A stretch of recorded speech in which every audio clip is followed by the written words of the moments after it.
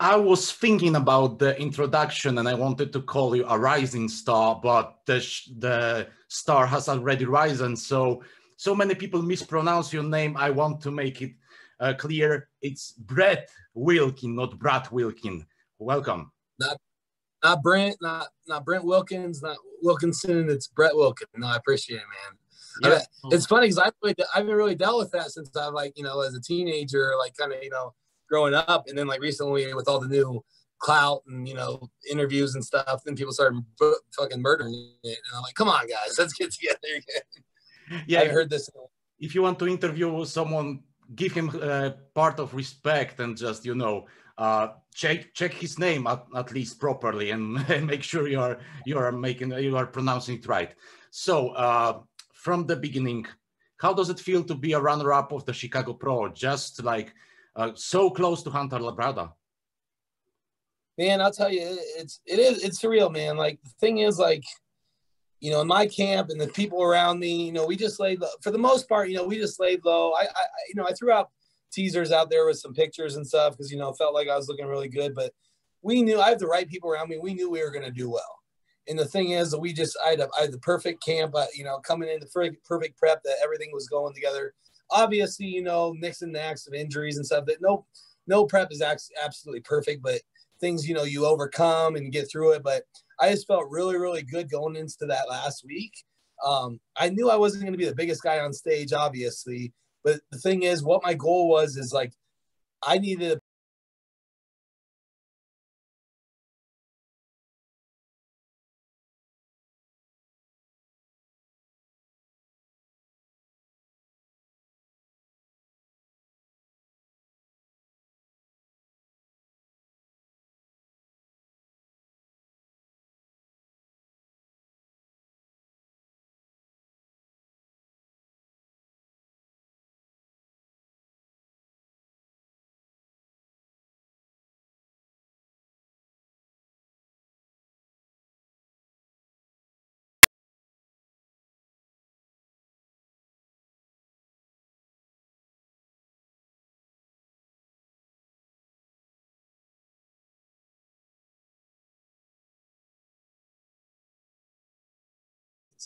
So we go out there, we do the front relax, and we turn, core turn to the right. And on that first turn, I could just hear the crowd and I could hear my people.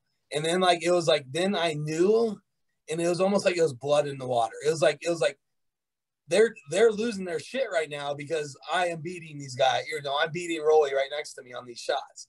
So then the confidence came, and then once the confidence came, it was like, ooh, I was even chirping a little bit, Roelly having some fun, talking a little shit. I mean, friendly shit because I love Roelly.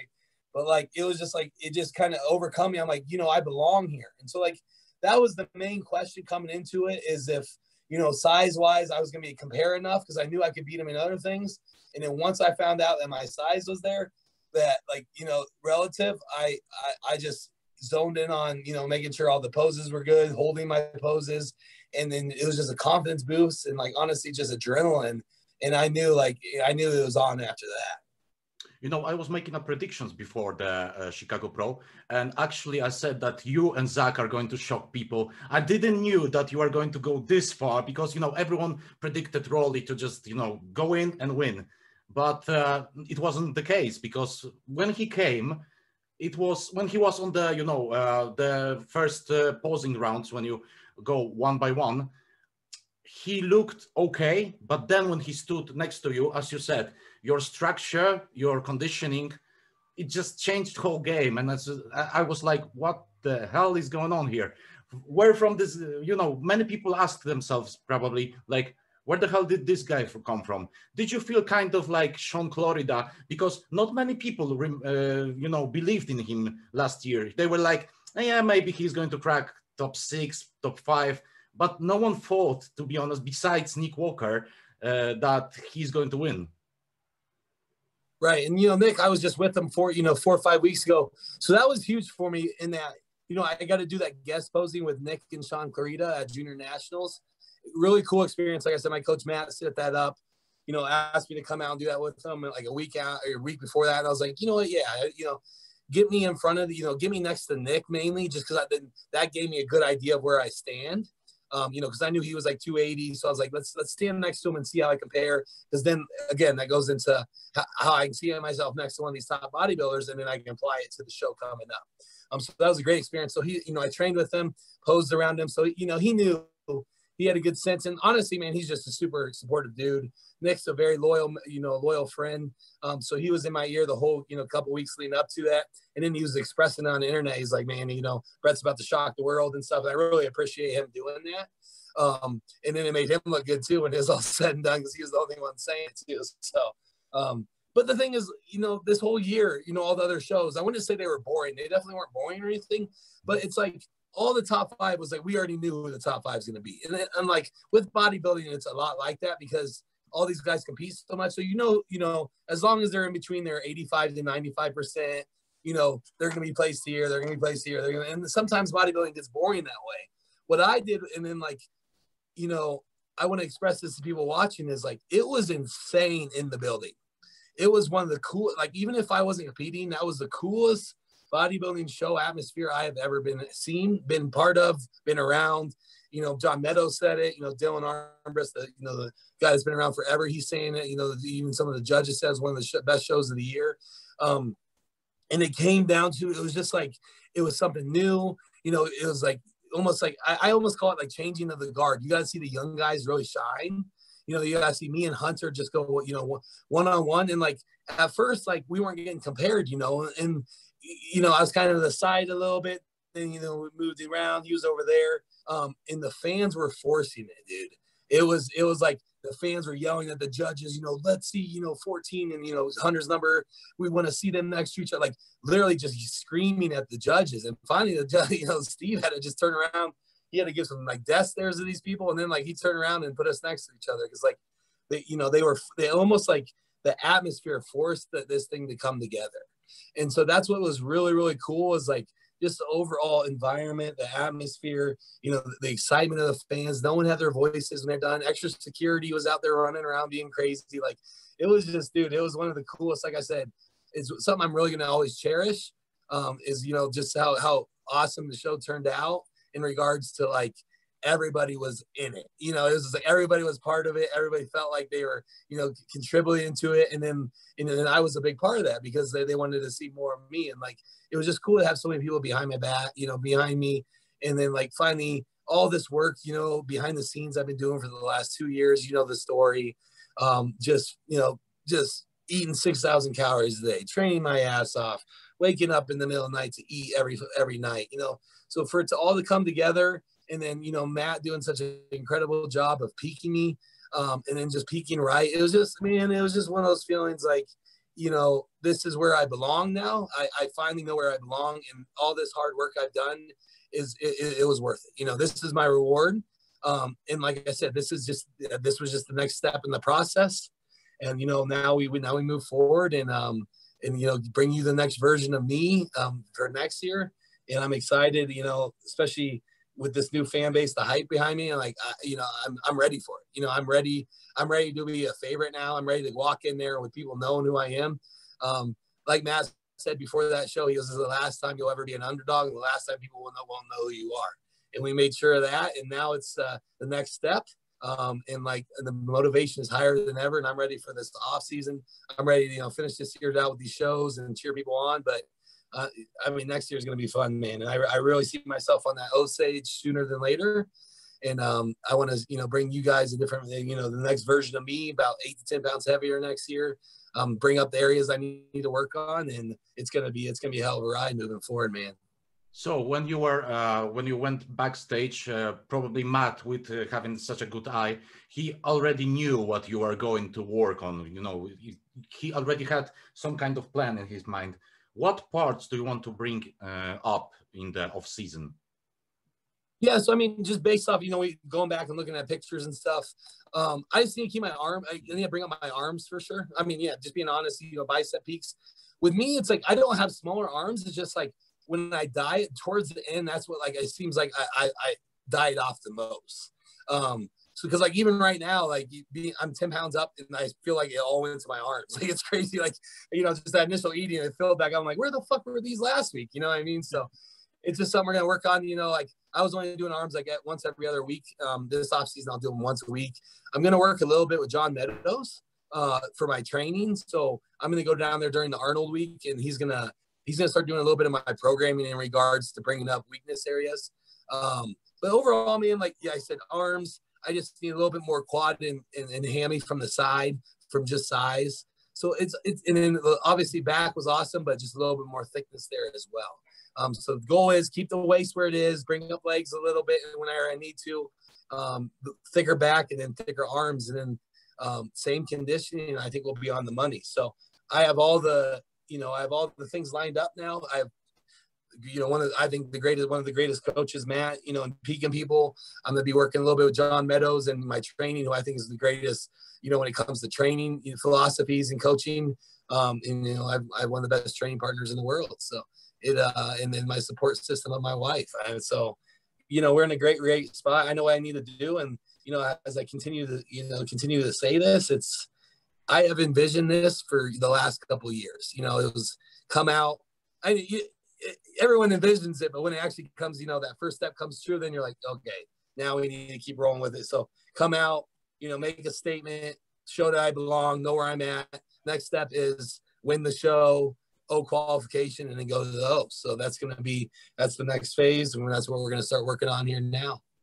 When coming back to home, you know, when the things already hit you that you took the second place, that, you know, because after the show, when you get off the stage, you are still kind of dizzy. It doesn't get to you like straight away. Did you had some break, or you went back to training already? It definitely took you know, I was riding that cloud nine for a few days. I didn't sleep much Saturday night. I didn't sleep much Sunday. Shit, I just started sleeping good the last couple of nights. But it was just, you know, just excitement. We, you know, just kind of ease my way back into it. You don't want, you know, people need to realize you can't just go slam hard right back into it after a show. Just because you dehydrated your body, your joints are run down, your muscles run down. So, you know, the first part of this week was more about, you know, filling back up water, you know, getting estrogen balance back out, and then, you know, just mainly just fueling and hydration.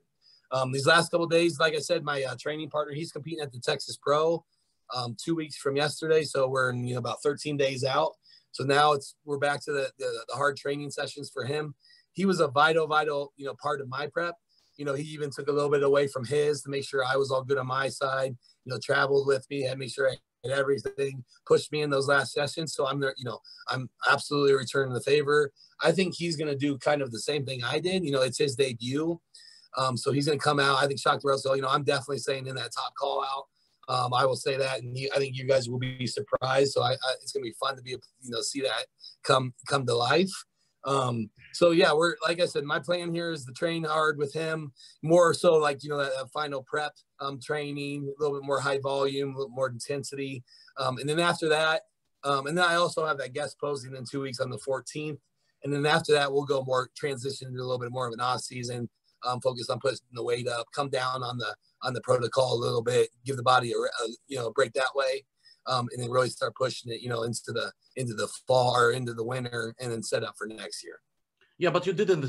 You don't seem like you have been stuffing your face and so on. Yeah. No, not too much, man. I'm probably up, you know, 8 or 9 pounds. I did it was really cool. I did a photo shoot for Muscular Development the other morning. So that was Thursday morning. So I was like, I only put on about 5 pounds after the show because I wanted to look good for that shoot. That's going to be in the magazine. So I'm really excited for that.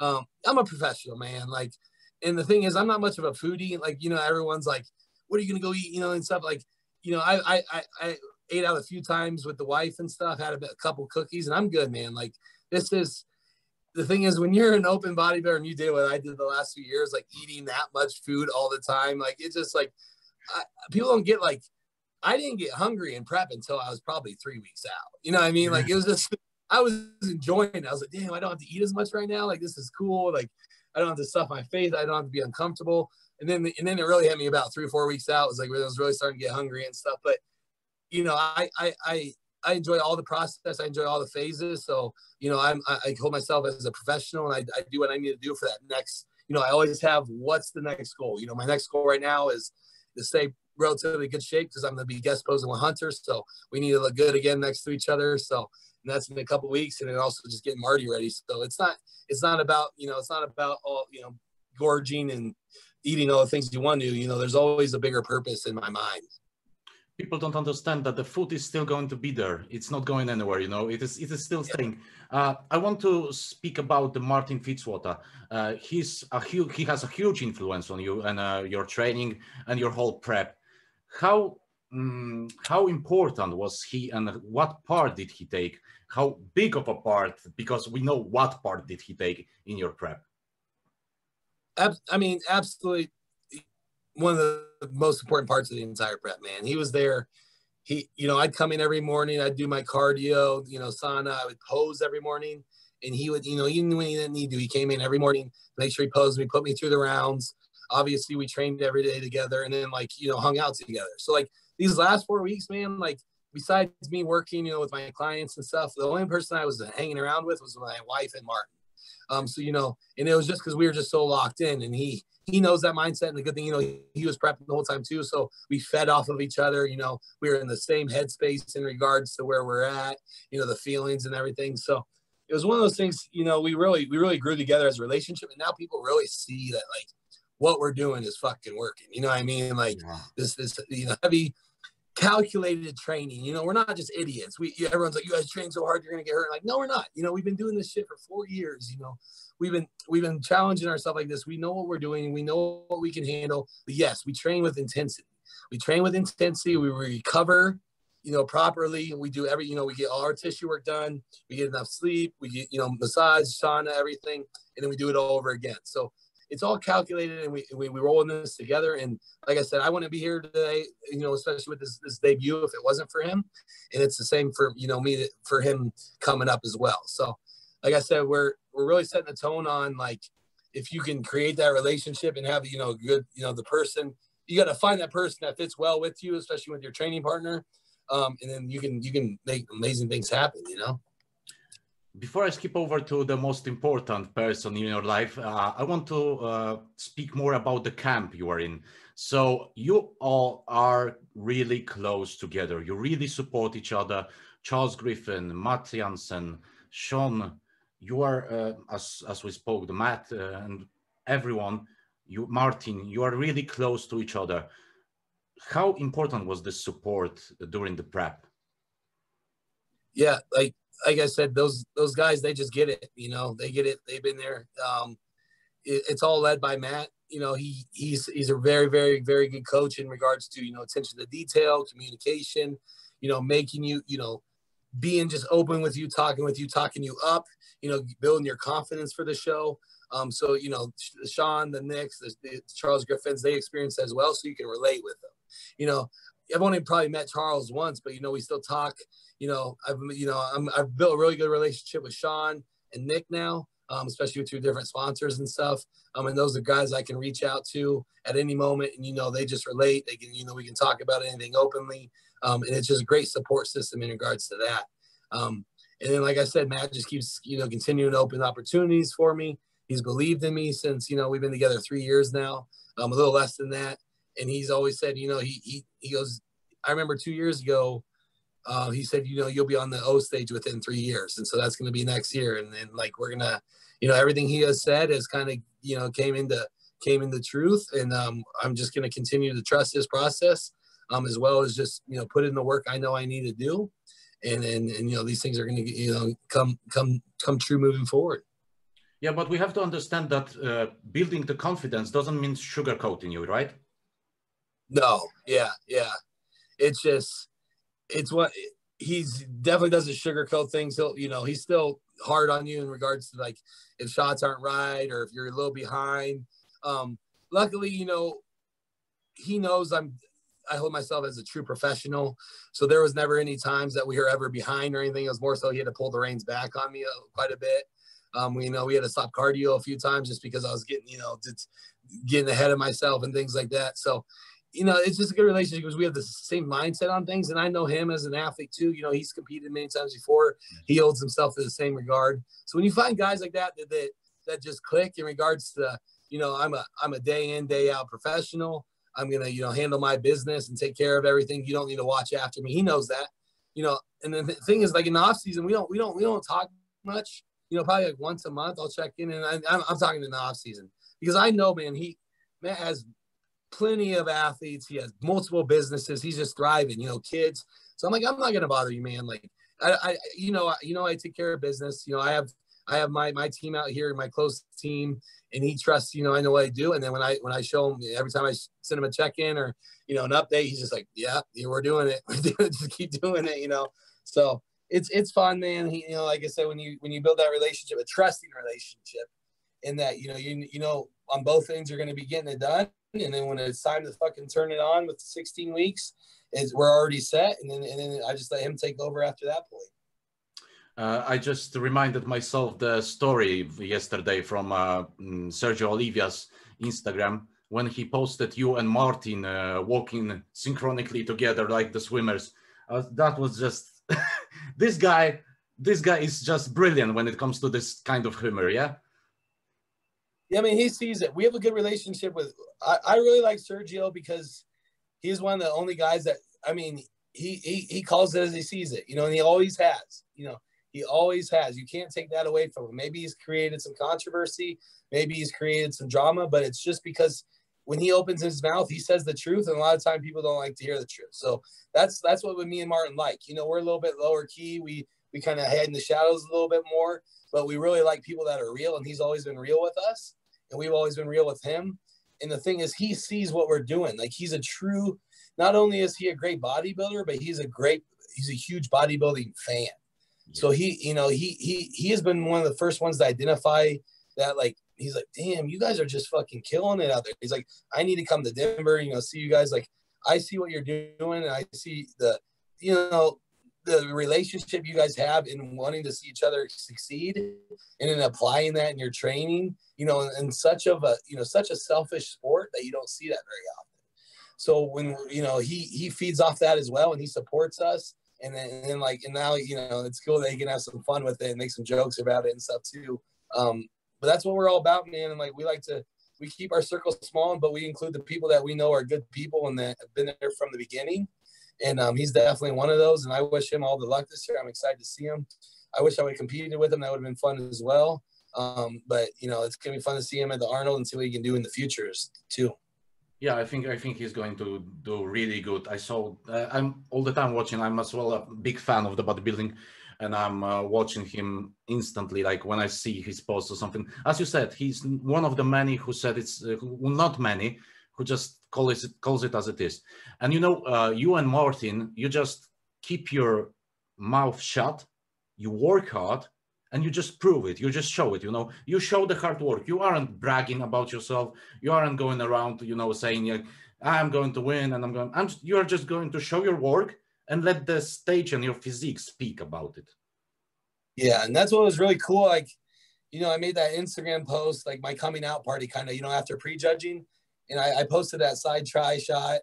And I said, you know, put some respect on my name. You know what I mean? Like, and that was the first time I've ever kind of been like a little bit blunt with people. Like, you know, I've been here, I've been working, and I'm here now. Now you guys know it, you know, things, but I'm glad I waited until, you know, I've never been cocky. I've never been that, you know, I waited until I could truly show you, you know, the work that's been put in, you know, where I'm at. And then now it's like, hey, make a statement. I'm here.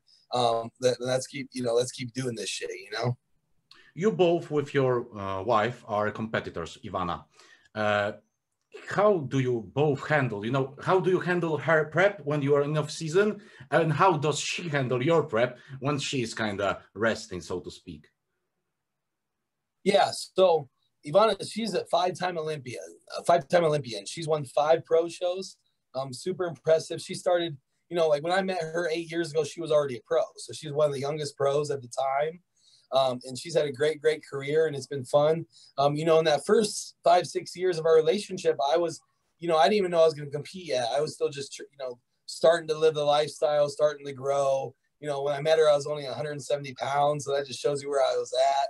So like, you know, I got all that experience of going to all her shows, you know, helping her out, being behind the scenes, meeting, you know, training with John Meadows, meeting all these pros, getting all these opportunities.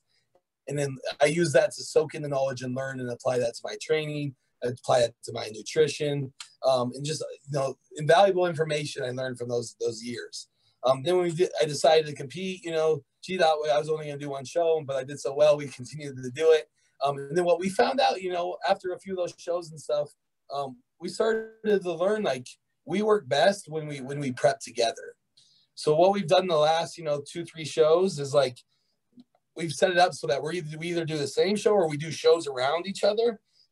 Because that goes into this whole, you know, it's almost like it's like a fight camp. You know what I mean? Like everybody's locked in, you know, there's no bullshit food in the house. There's no like, you know, she's going out with friends while I'm at home dieting, or I'm leaving while she's at home dieting. It's like, we're in this together. And then like, when you get to that final product and you get to that competition, and, you know, when we both do well or whatever, it's just so much more gratifying because we were both part of that. It's something that all couples can do because it just matters how those people individually handle, you know, the pressure of prep, you know, the pressure of being hungry all the time, or, you know, how that individual is their attitude in general. But, you know, our relationship is so strong. And you know, we've learned each other over the years that like, we've been able to like really hone in on the prep. They bring us together closer even, you know what I mean? Because you're fighting everything, you're battling together, and then you get to go and, you know, get the reward of the show together as well. So it's something that's been really cool for us. I know like the Jewetts do that too, you know, John. Yeah, Jewett, the Roxanne do it. Yeah. Some people it doesn't, but like for us it really works.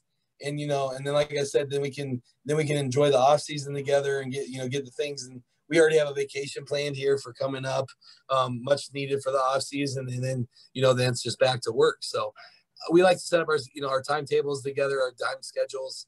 And it's worked really well for us. And I think it can for other people as well.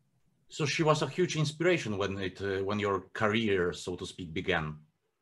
Oh, absolutely. Like I said, she was the first person that taught me how to truly eat, you know, because like when we first started dating, I was still, you know, eating like a normal person, only 3 times a day.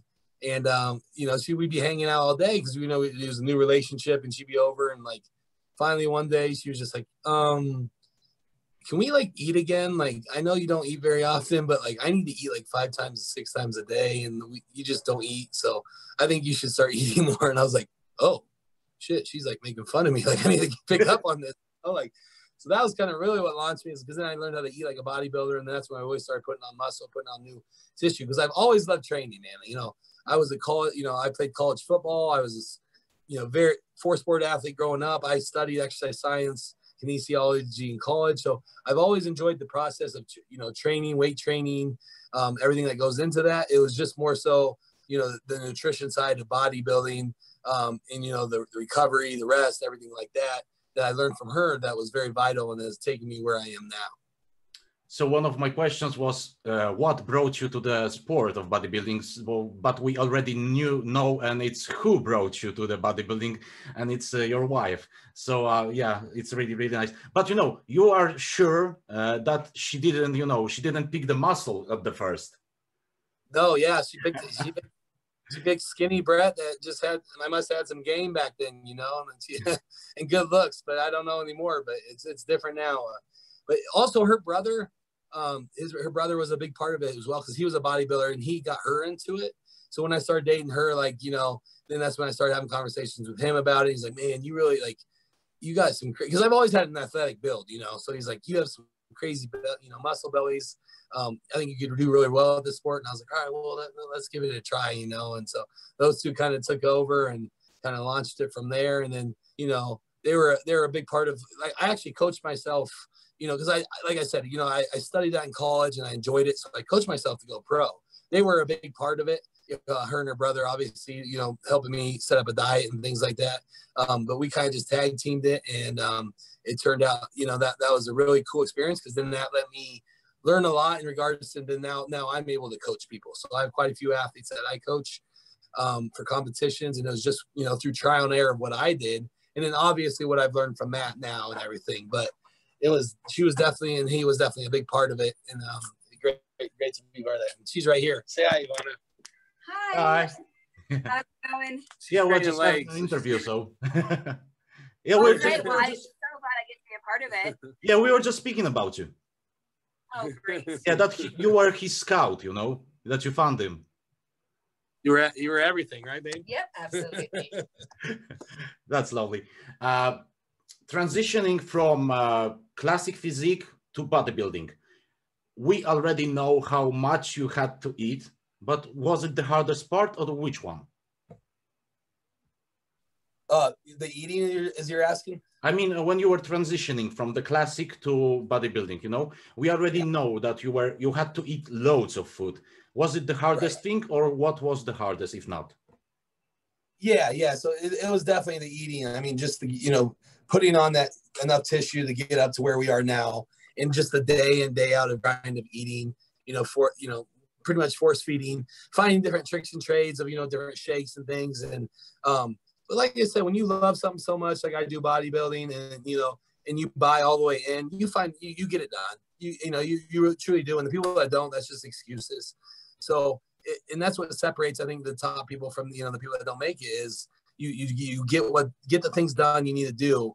And for me, it's been the eating. So that's, but now I'm a little bit more used to it, and I'll be able to continue to push up here. The thing is, I was also a little kind of uneducated when it came to when I was competing as a classic guy. Just the air, because we lived in Iowa at the time, and there wasn't much bodybuilding background there. There wasn't really coaches in the area. It wasn't a big scene. So like what I was doing is like I chose classic physique just because it was kind of a new category at the time. I knew I could make the weight. Looking back at it, if I would have had more direction, I would have probably just started out as a bodybuilder. Because I remember, like, even when I was like getting ready for those classic shows, I had to be like 195 on stage.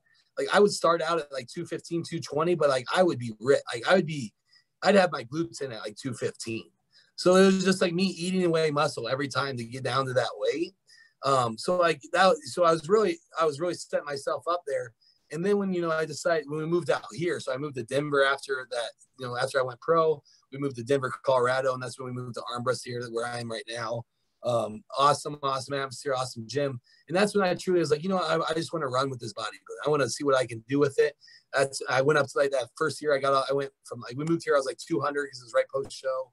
And I got up to like 242 that off season, like within like 4 months and looked good, So then that's when I decided to do 212 with Matt. And then that was still too much of a cut. I remember I looked best at like 225, still had to cut down and eat away muscle to get to 212. And then that's when after that first, after that show in Toronto where I got sixth, and we talked about it. And I was like, I just feel like I can just keep getting better by getting bigger. And that's when we made that decision. I reached out to like the judges, and they said they're like, yeah, you know what? I think you're right, because you're 5'9", a little bit taller for a 212 guy. And then that was 2 years ago, and we just fucking launched off from there. And then put in consecutive couple good years there. Did a little bit of diet last year for a guest posing just to kind of see where we're at, reset, and then go into another off season. And that really proved to me that we were doing it right, because I just kept, like I said, kept getting bigger and better. And I think, that'll continue here for a while. I'm not someone that I'm not saying I'm ever going to be like 270, 280 on stage, because I don't need to be. But, another 10, 15, 20 pounds over the next 3-4 years, I think will be perfect, with the right focus on, keeping that waist, right focus on, keeping my structure. But it's definitely possible just from seeing, the gains we've made these last couple of years. So knowing your previous off season, what weight would you have to push? Like, we all know that even if you get to the same weight as you were the previous off season, it's going to be a better weight. You're going to just be leaner, you're going to have more muscle, but we want to jump over. So what weight do you want to reach in this off season? So in my head here, so I got this last off season, the heaviest I woke up at. So I always just go off morning weight, fasted, obviously. The heaviest I woke up at was 277. And that was like I said, that's when I was like starting to have some. I probably needed a CPAP at that time. I was snoring like crazy, super inflated, but like just that peak of the off season.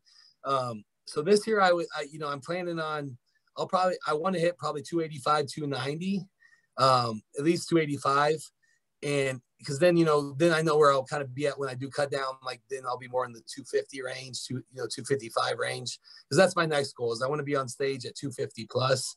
And then that way you can't have any excuses of you're not big enough, I mean, things like that. So it'll be tough, but like I said, like, this, like every rebound, every off season gets a little bit easier in regards to putting that weight back on because your body's getting used to it.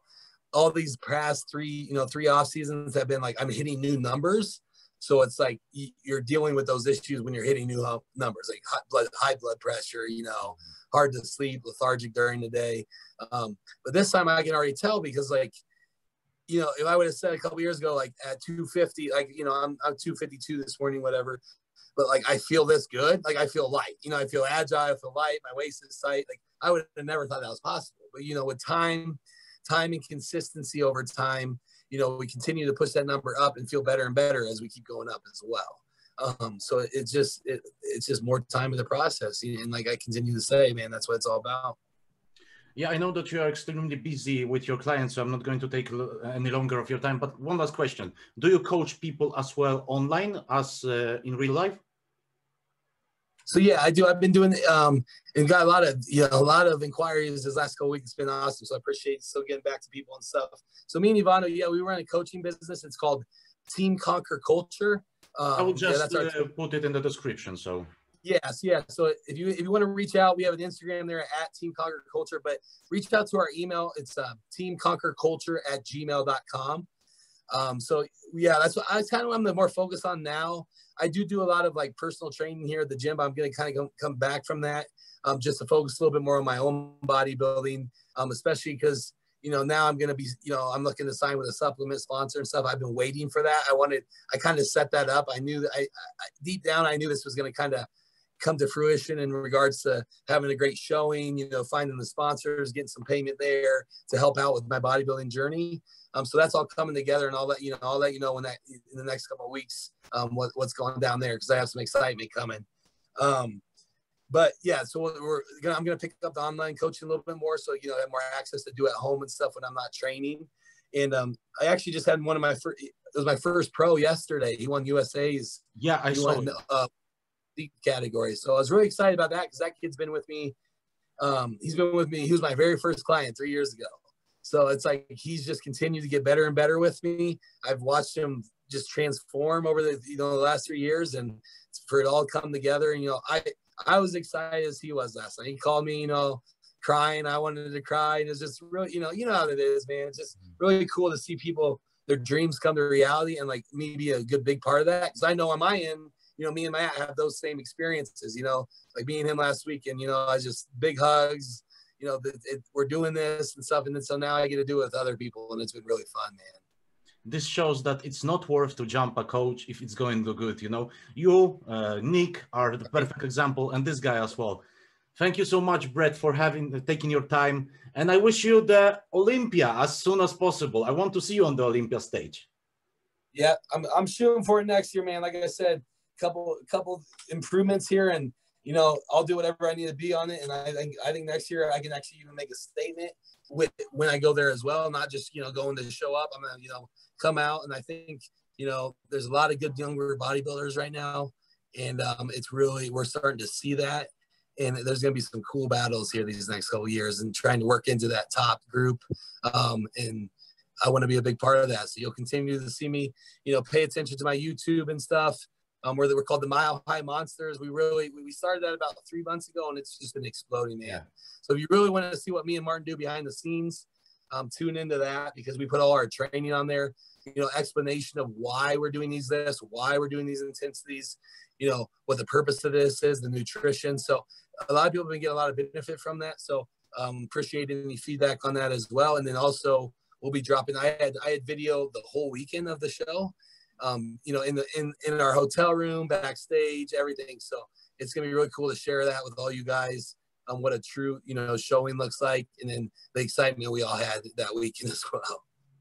Yeah, it's Mile High Monsters. So if anyone wants to subscribe, I will just put it down below. I'm already subscribing and I'm already watching you guys because you are keeping it.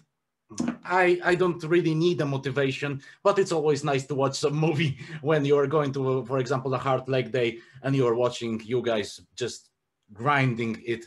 So thank you so much, Brett, and wish you all the best luck. Yeah, man, I appreciate you coming on. I'll be watching all your episodes here moving forward. You're doing a great job, man. I appreciate you reaching out and setting this up. And like I said, let's just all keep on getting better and doing what we love. That's why we're here, right? Yeah, thank you. Yeah, sounds good, buddy. Thank you.